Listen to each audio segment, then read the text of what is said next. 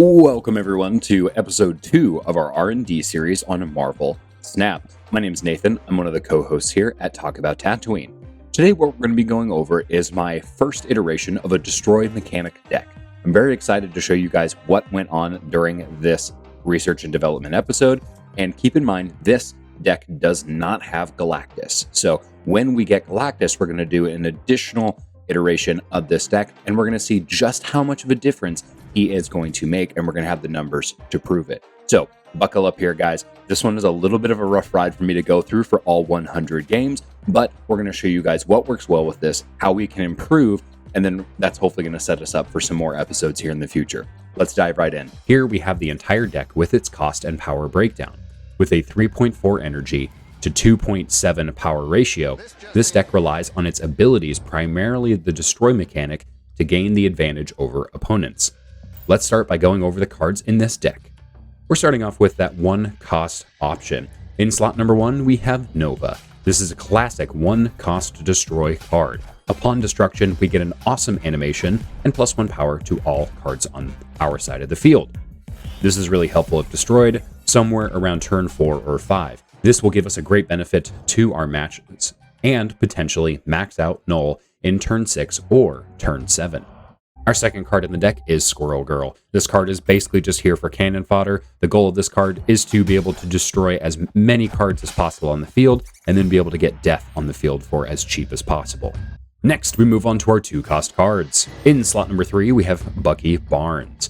Unlike Wolverine, this 2-cost card will give away your intentions right away. It is great for putting some great power onto the field, but will invite counters such as Cosmo and Armor, so keep that in mind. In slot number 4, we have Carnage. This might be one of my favorite ways to amplify power. Carnage is really fun to play in the rare opportunity when facing Green Goblin or Hobgoblin. I love churning those cards into extra power. Playing this card after Squirrel Girl, or even on turn 3 with Wolverine in that combo, for a great starting power creep. In slot number 5, we have Wolverine, already mentioned several times already. This is a personal favorite of this deck. The reason I mentioned earlier that this isn't a dead giveaway is because Wolverine is also helpful in discard mechanic decks as well. This is one of the best cards you can get onto the field turn 2, or turn 1 if you are lucky in location placement. This will happen if locations like Elysium, Tinkerer's Workshop, or Project Pegasus are revealed in that turn 1 lane. The goal of Wolverine is to destroy him as many times as possible. Let's stack that power, baby! This will also contribute to the power increase of Venom and Null, and allow Death to be played earlier as well. So, happy killing, go nuts. Alright guys, coming up next is our 3-cost cards. We've got 3 cards in this area, so let's go over these ones. Coming in at that number 6 spot, we have Rogue. This is a counter that only ended up being helpful in a few games. On turn 3, there are very few good ongoing cards to seal abilities from. This meant that Rogue would need to be saved for a later round, potentially harming the play order. When I was able, this card works well for debuffing Patriot, Blue Marvel, and really fun to play over a Wong. In that number 7 slot, we see Venom. This one is a winner. Being able to absorb all the power at a location is great for 1, adding power to Null, and 2, opening up more spots so more cards can be played. The last thing you want to do with this deck is fill a location and not be able to continue the destroy cycle. Coming in at number 8, we have Deathlock. This is a great one to play, but not really with this deck composition, as I found out. Out of my 100 games, I played 19 other destroy decks. Almost all of these decks ran Deathlock, but with the major difference: the addition of Sabretooth and Deadpool. Without those cards, this card was a hindrance to the total power development most times on my side of the board. Then we get into 4-cost cards. In the number 9 spot, you'll see Shang-Chi. One of the main problems with this deck is that it is extremely reliant on optimal turn order. Shang-Chi is a good option to even the playing field and bring in an even stronger turn 6 or 7 Null. Now, I did run this card in my Khazar counter deck as well, and there were definitely times that it helped out. On the rare occasion, I would be able to knock out an opposing 12 power card, basically making my Null the strongest card in the field, and that feels really nice. Moving on to 5-cost cards, there's only one in this deck taking up that 10th slot, and it is Magic. You may have heard me mention earlier in the video that we are planning on going into 7 turns. I made this addition to this deck purely for the ability to destroy more cards. Essentially, when you play Magic, you're giving up 5 energy in turn number 5 to gain 7 more in that final turn. I found that on 33% of the games I was able to play Magic, I won 13 games, which is 41.9%. This is a slight increase over my normal deck win rate, which we'll go over after we go over the general overview. Coming into that 6+ cost category, in that number 11 spot, we have Null. I mentioned this one several times already, and this is a big power hitter and crucial to getting those cubes. This card is going to be one of the pinnacle final plays to really solidify a win. However, if you don't have a commanding lead over a location, this card isn't too helpful. I found that outside of ideal turn order, this card can be detrimental to the overall field. It's a predictable play, and if you aren't winning 2 lanes going into that final turn, your opponent can easily outmaneuver this play. So keep that in mind when you guys are keeping Null into your hand in turn 6 or even turn 7 when allowed. Finally, coming into that 10th spot, we have Death. We have mentioned this card several times already. The Bride of Thanos is a really fun card to play, especially if you're able to destroy 9 cards in that game. Big issue with the composition of this deck specifically is I was rarely able to take out 9 cards. With perfect turn order, you would be able to take out 6 to 7 cards. I really didn't find this out, guys, until I had played over 100 games. This means that unless you play Magic, which we only did 33% of the time, you can't play Null and Death in the same game. That is a big hindrance to overall power output and actually did end up losing me quite a few cubes. Let's get into part 2 here, guys. We're going to go over the deck stats and what other deck compositions this is similar to. So, if we're going over our win percentage first, this was a hard one to finish here, guys. Playing through that 100 games was a slog. However, at the end of the day, this does provide us with data that can be passed along to you. And I won only 36% of my games. This means I retreated 36 times, won 36 times, and lost 28 real losses. This resulted in a minus 24 cubes over that 100 games, aka minus 0.24 cubes. This was mostly because this deck is very turn order dependent. I had to retreat 36 times, which means I am retreating just about every 3 games. That was a really frustrating thing to go through, and I really am hoping to not do that again. I mentioned several times here, guys, what optimal play order is or optimal turn order is for this deck. If everything goes according to plan, in turn 1, you're going to play Squirrel Girl. Turn 2, you'll play Wolverine. Turn 3, you'll be able to play Nova, then Carnage, adding as much power to the field in those first 3 turns. On turn 4, hopefully we get Deathlock onto the field, again, just to hopefully break up Wolverine in extra time, adding some power to that card. Then we've got Magic in turn 5. This again is going to help us play even more cards into turn 6 and 7. In turn 6, depending on how the board is looking, we'll play Venom or even potentially Null if it's appropriate. On turn 7, this is ideally when we would hit them with the double wombo combo of Death and Null. As I mentioned earlier, this is a really hard combination to fully enact, so it didn't happen all that many times. Now let's go over kind of some inspiration for this deck. Now, with the cards I had available at the time, this is very similar to 2 different decks that I found on snap.fan. The first one is Null Zola by Ronin07, and the second one is just Destroy Deck by JVA247. Let's go over the stats for Null Zola. You guys can take a look at the cards up on the screen. The main additions were Wave, Titania, and Armin Zola. This was in place of Shang-Chi, Rogue, and Squirrel Girl. This one was great. There was a lot of games played with this one. At the time of recording, 1,358 games for a win rate of 46.1% and an average cubes of 0.23. That is quite a bit better than what I got with this deck. So I'm very excited to seek out some new changes and hopefully improve my cube ratio. The next deck we based this on was just a Destroy deck. The main additions were Killmonger, Sabretooth, and Armin Zola, again in place of Rogue, Shang-Chi, and Squirrel Girl. Being that both these decks performed better than mine, and we took out the same cards in both, which was Shang-Chi, Rogue, and Squirrel Girl, I might be making those additions in my next iteration of my Destroy deck, which will be my 1.1 Destroy deck. We're just making those little changes as we go forward. In JVA247's Destroy deck, they played 116 games with a win rate of 51% and an average cubes of 0.4. This is very, very good. This deck had much fewer games, but I would be very interested to see how this holds up. So two different decks with very similar compositions, but performed much better than mine.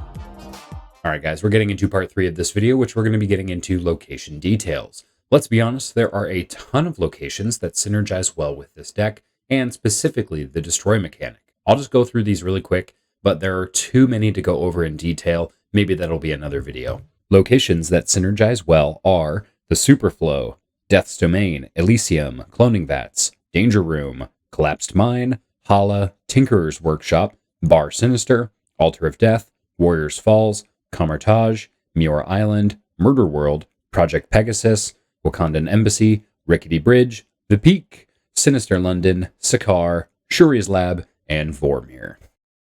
We're also going to talk about some non-favorable locations as well. Up on the screen here, guys, you're going to see 5 different locations. We have Nowhere, Wakanda, the Big House, the Sandbar, and Sanctum Sanctorum.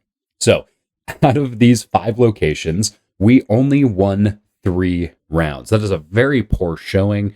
So, out of these locations, when these ones come up, it's very, very hard to beat. Nowhere is pretty obvious. On-reveal effects do not happen at this location, so it's very hard to destroy cards when you're playing them at this location. Wakanda is also a little bit of a cube buster as well. If you've already played cards in an unrevealed location, and then this one comes up, those cards are almost immediately isolated, and you can't activate or play into their destroy mechanics and synergies. Always a bummer. The Big House is always hard. This one really restricts a lot of our turn 4, 5, and 6 play because a lot of those cards cost 4, 5, and 6. This means that we can't play Shang-Chi as a counter, we can't turn this location into Limbo, and we can't play Null on this location either. That means basically out of a lot of our high power cards, that leaves us with Death only if it has been sufficiently reduced in energy cost so that we can play it at that location.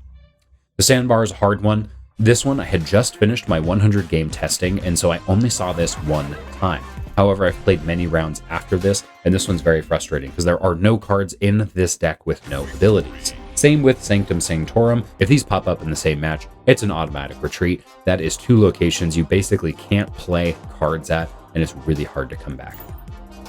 Let's get into part 4. The next part, we're going to talk about adaptations and other card synergies with this deck. Now, guys, there are a ton of other synergies with this deck. We've got all of those cards up on screen. We've got Destroyer, Elektra, Gambit, Nimrod, Galactus, which we've mentioned several times already, Arnim Zola, Negasonic, Teenage Warhead, Sabretooth, Yondu, Killmonger, and Deadpool.